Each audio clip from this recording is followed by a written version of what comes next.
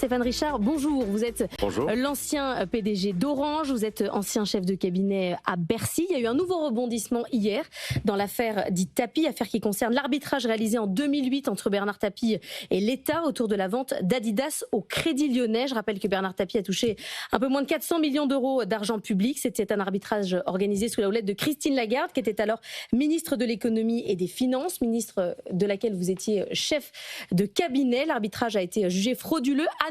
Ça fait 20 ans que cette opération dure de procédure judiciaire en procédure judiciaire. Et hier, vous avez été condamné pour négligence à 6 mois de prison avec sursis. Comment vous avez réagi ? Il y a du positif.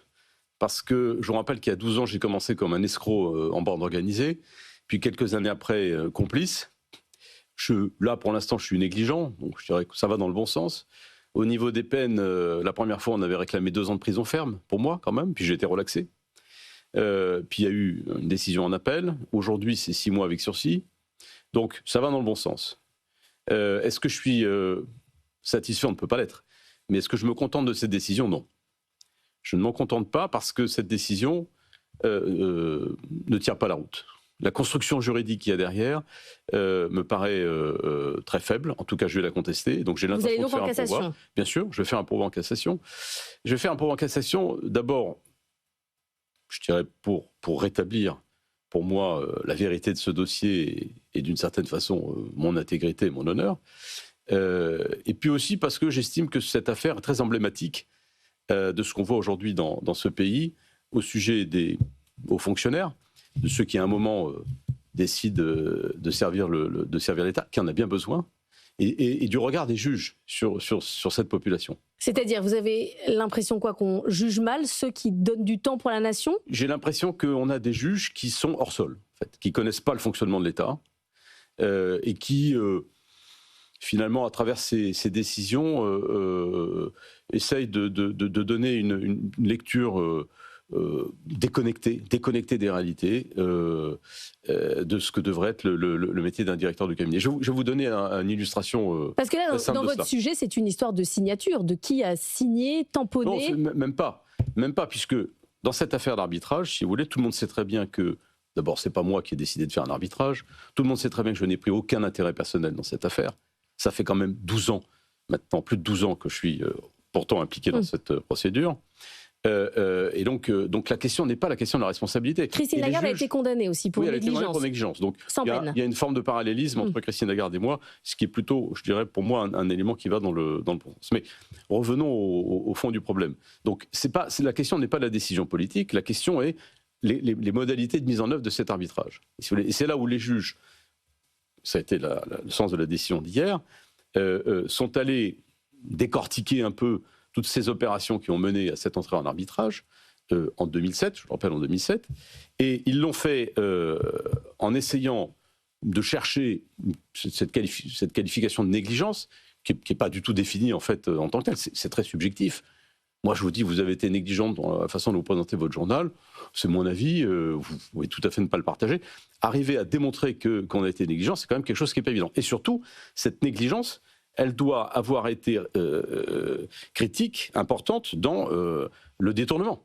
Donc, les négligences qu'on me reproche, il faudrait encore démontrer que ce sont elles qui ont permis le détournement. Or, la justice a établi depuis longtemps que le détournement a été lié à la fraude dans l'arbitrage. Donc, si vous voulez, on est face à une décision où on me dit « Monsieur, l'arbitrage est frauduleux ». C'est ça qui explique le détournement. Vous n'êtes pour rien dans cette fraude parce que vous n'étiez pas au courant. Ça a été dit, répété et établi et pas remis en cause hier. Mais pour autant, on vous condamne quand même parce que vous avez été négligent. Moi, je ne comprends pas cette construction. Mais il n'y a pas eu de négligence, selon vous, parce qu'on parle quand même de verser à Bernard Tapie 400 millions d'euros d'argent public. Il n'y a pas eu, à un moment donné, un manque, je ne sais pas, de backup, de notes, de vérification. C'est-à-dire, qu'est-ce que c'est pas là-dessus qu'il aurait fallu plus travailler ? Écoutez, il y a eu, d'abord, c'est une affaire qui a opposé le CDR, qui est une entreprise, avec des équipes, des avocats, une armée de gens, en fait. Ouais. Et puis, la partie Tapie. Bon, l'État n'est pas en première ligne dans cette affaire. L'État, il est l'actionnaire du CDR, et donc l'État doit s'exprimer en tant qu'actionnaire, doit dire est-ce qu'on est pour ou contre le recours à l'arbitrage. Ce n'est pas l'État qui a négocié les conditions de l'arbitrage, bien évidemment. Ce sont, une fois de plus, des armées d'avocats. Et puis, aussi, les administrations de l'État qui étaient compétentes. Bon. le principe de l'arbitrage n'est pas remis en cause par la justice. Les juges nous disent, on comprend, vu la complexité de cette affaire, l'enchevêtrement des procédures, qu'on ait décidé de recourir à l'arbitrage. Ce n'est pas ça qui est en cause. Et le fait que les arbitres aient octroyé 400 millions d'euros à Tapi, ça peut choquer beaucoup de monde. 400 millions d'euros, oui. Mais ce n'est pas le montant que vous avez négocié, vous, c'est quelque chose... Mais je n'ai rien négocié, ce sont les arbitres qui ont décidé cette sentence. Pourquoi vous ne décidez pas... On s'est contenté de mettre en œuvre cet arbitrage. Pourquoi vous ne décidez pas d'arrêter? Pourquoi vous allez quand même en cassation? Vous dites vous-même, les peines sont de moins en moins lourdes, on est à négligence, qui n'est pas un mot très fort finalement. Pourquoi vous vous arrêtez pas là? Parce que cette décision est inacceptable pour moi. Elle est inacceptable parce que la construction juridique qu'il y a derrière, pour moi, est simplement, elle est fausse. Elle est erronée, elle est viciée, en fait. C'est-à-dire que les juges de l'appel, là, ces nouveaux juges de l'appel, ils n'ont tenu aucun compte, en fait, de l'arrêt de la Cour de cassation, qui est intervenu en 2023, qui a dit une chose très simple, qui a dit vous ne pouvez pas condamner quelqu'un pour un détournement de fonds publics. Là, en l'occurrence, maintenant, c'est une négligence, alors qu'il n'était pas au courant du mécanisme qui a produit ce détournement.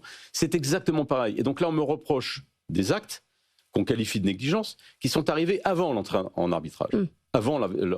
Et moi, avant l'entrée en arbitrage, je ne pouvais pas savoir, et pour cause, que cet arbitrage serait frauduleux, puisqu'on l'a découvert des années après. Est-ce que ça vous empêche de travailler, en fait? Aujourd'hui, on a parlé de vous sur le dossier Atos, ça s'est pas fait, sur le dossier Suez, on entend votre nom régulièrement dans des choix pour des postes très élevés de direction. Est-ce que ça vous empêche d'aller jusqu'au bout? Non, ça ne m'empêche pas du tout. Non, c'est pas, la question n'est pas là. La question est vraiment, pour moi, je dirais, un combat, oui, c'est un combat personnel. Je veux terminer cette affaire en étant allé au bout de ce que le système judiciaire permet de faire pour rétablir les responsabilités dans cette affaire. Voilà. Christine Lagarde a été jugée, définitivement. Elle a été effectivement condamnée pour négligence, avec quand même une dispense de peine. Bon, moi, j'ai été également maintenant condamné pour négligence. J'estime que c'est injustifié. Je ne vois pas pourquoi j'accepterais ça. Et par ailleurs, comme je commençais à le dire tout à l'heure, c'est vrai que je pense que cette décision pose une vraie question sur le fonctionnement de l'État. Parce que quand on a des juges qui vous expliquent que vous auriez dû faire ceci, vous auriez dû faire cela, vous êtes directeur de cabinet à Bercy. C'est un grand ministère, Bercy, il s'y passe beaucoup de choses. On me dit par exemple que j'ai été négligent parce que je ne me suis pas fait remettre le compromis d'arbitrage, 200 pages, que je n'ai pas vérifié moi-même le contenu du compromis d'arbitrage. Voilà. Alors qu'il y avait un service de l'État, la direction du Trésor, qui était chargé de le faire et qui l'a fait, et qui n'a pas trouvé à redire sur ce compromis d'arbitrage. Ça, je ne peux pas l'accepter. Et aucune personne qui aujourd'hui décide d'aller vers l'État, qui en a bien besoin, ne peut prendre un tel risque. Donc je pense que c'est un problème qui dépasse ma personne. Justement, vous dites, ça dépasse votre personne. Est-ce que vous avez l'impression que derrière ce type de décision, c'est la méthode Sarkozy qu'on essaye d'avoir, avec cette critique de tout qui vient de l'Élysée, qui est descendant, vertical? Est-ce qu'il y a derrière l'ombre de Nicolas Sarkozy? C'est sûr que l'ombre de Nicolas Sarkozy n'a pas aidé dans ce dossier, on va dire. C'est le moins qu'on puisse dire.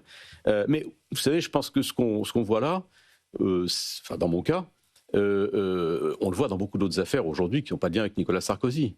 Je pense que les poux qu'on cherche dans la tête de Alexis Collère aujourd'hui ou de beaucoup d'autres, ils procèdent toujours de la même vision. C'est-à-dire qu'on a des magistrats qui veulent s'ériger en une espèce de donneur de leçons vis-à-vis de ces hauts fonctionnaires.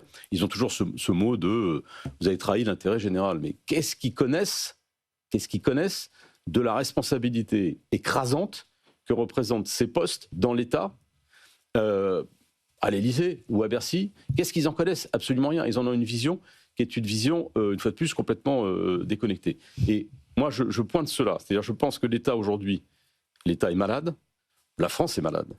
Mais dans cette crise française, l'efficacité de l'État, le fonctionnement de l'État, la réforme de l'État, tout le monde sait qu'elle est capitale. On a des déficits immenses et on sait qu'il y a beaucoup de choses qui ne marchent pas. Qu'est-ce qu'on veut comme personne?